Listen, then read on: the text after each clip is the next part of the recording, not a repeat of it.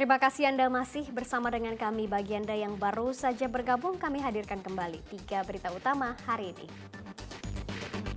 Gagal menyalip mobil di depannya, sebuah truk terguling di Jalan Raya Kayu Agung, Palembang. Setelah 4 kali dioperasi karena keluhan di perut, Desva Anjani, bocah berusia 7 tahun, akhirnya meninggal dunia. Orang tuanya melaporkan dugaan malpraktik ke polisi. Jelang Ramadan, ribuan orang berziarah di makam para penyebar syiar Islam di Palembang, termasuk makam Kiai Haji Abdul Rahman Delamat.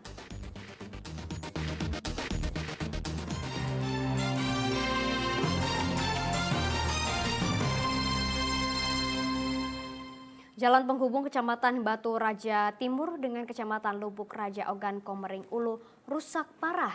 Jalan sepanjang 10 km itu penuh lubang-lubang besar yang membahayakan pengendara. Di saat hujan turun, jalan digenangi lumpur hingga menyerupai kubangan.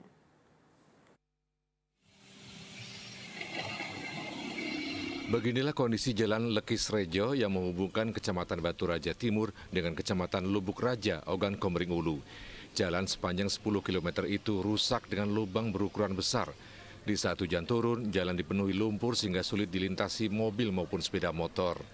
Kerusakan jalan ini telah berlangsung lebih dari 1 tahun. Namun karena tidak tersentuh perbaikan, kerusakan jalan makin parah. Jalan semakin buruk karena hujan saat ini masih melanda wilayah Kabupaten Ogan Komering Ulu. Warga berharap jalan segera diperbaiki agar roda perekonomian mereka berjalan lancar. Ya harapannya dibangun lah. Biar sama itu enggak putus-putus. Di depan dibangun, itu dibangunan. Ini kok mah dilewati. Kalau hari hujan? Kalau hujan? Iya. Ya banyak air lah. Sering ini kendaraan ke sini kan? Ya ini jalan pintas. Jalan pintas. Kalau misalnya dari situ lewat Batu Bata yang simpang situ jauh, lewat sini kan terobosan cepat. Lewat ini jalan utama untuk cepat yang tembus Batu Raja. Selain rusak, jalan ini minim penerangan lampu jalan sehingga rawan kecelakaan dan kejahatan jalanan. Jika kondisi jalan terus memburuk, warga sulit melakukan aktivitas sehari-hari, termasuk menjual hasil kebun mereka ke ibu kota kabupaten, Batu Raja. Dedi Irwansyah melaporkan dari Ogan Komering Ulu. Kami ulang salah satu berita utama hari ini. Beberapa hari dirawat di Rumah Sakit Desva Anjani, bocah perempuan berusia 7 tahun yang diduga korban malpraktik, akhirnya meninggal dunia. Kondisi Desva yang sempat dioperasi 4 kali terus memburuk hingga ia tak kuat bertahan. Orang tua bocah malang itu telah melaporkan kasus dugaan malpraktik ini ke polisi. Sempat dirawat selama 7 hari di Rumah Sakit Muhammad Husin, Palembang, Desva Anjani akhirnya tak bisa bertahan. Ahad malam lalu, Desva mengembuskan nafas terakhirnya. Bocah perempuan berusia 7 tahun itu kondisinya terus memburuk setelah menjalani operasi perut yang keempat kalinya di rumah sakit tersebut. Keluarga dan kerabat pun berdatangan ke rumah orang tua Desva di seberang Ulu 1, Palembang. Kepergian bungsu dari 3 bersaudara itu meninggalkan duka mendalam bagi Herman dan Yani, ayah dan ibunya. Pasangan suami istri itu begitu berat harus menerima kenyataan Desva yang dikenal ceria kini telah pergi untuk selama-lamanya.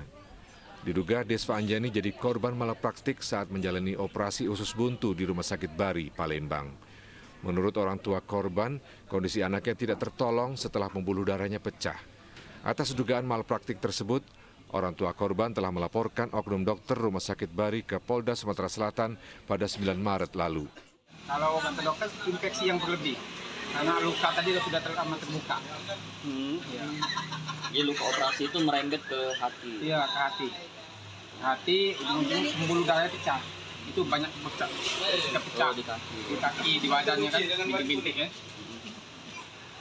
Terus harapan kita Pak, gimana Pak?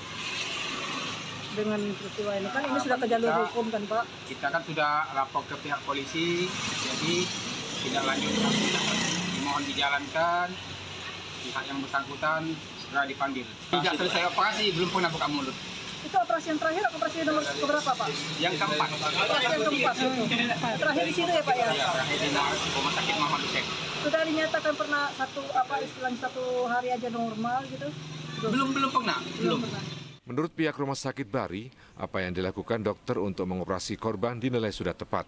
Sebab operasi tersebut perlu untuk menyelamatkan nyawa sang pasien. Sejauh ini belum ada keputusan malpraktek karena kan malpraktek itu sendiri yang menentukan kan dari ID ya, ID dari untuk kebenarannya ahli yang menentukan. Harusnya iya. Iya. Sampai 3 kali operasi itu memang sejauh ini. Betul, karena kebetulan operasi ini dinilai perlu. Kalau memang operasi itu ada batasnya kan kemungkinan tidak akan dioperasi lagi di terakhir di rumah sakit lain ini. Iya. Tapi benar Bapak dari korban memang berobatnya itu sakit tifus. Kalau saya awalnya itu dari ini pasien ya, Iya. nggak mau kalau nyebut korban. Iya. Cuman kalau memang dari pasien itu diagnosa awalnya seperti itu, karena kan memang mungkin ini bukan kompetensi saya untuk menjelaskan, cuma kan itu dikeluarkan dari dokter umum ya, artinya kan dokter umum belum punya kompetensi yang sebenarnya kan itu ada di dokter spesialis. Makanya kemarin adik itu sudah sempat dibawa ke dokter spesialis.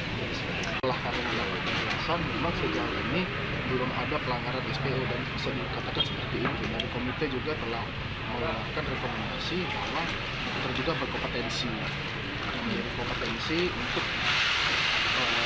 menjalani operasi tersebut. Kasus dugaan malpraktik ini berawal saat Desva mengeluhkan sakit perut dan demam tinggi.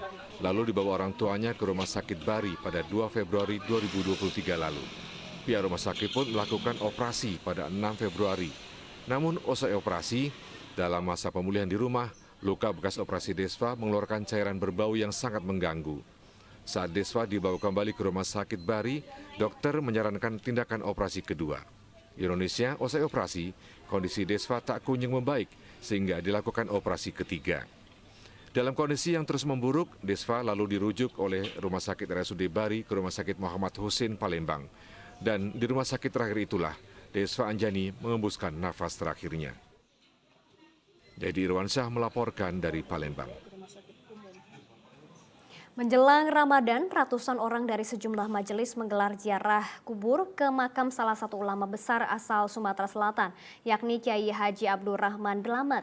Abdurrahman Delamat mendirikan 3 masjid, salah satunya Masjid Al-Muhammadiyah atau Masjid Suro.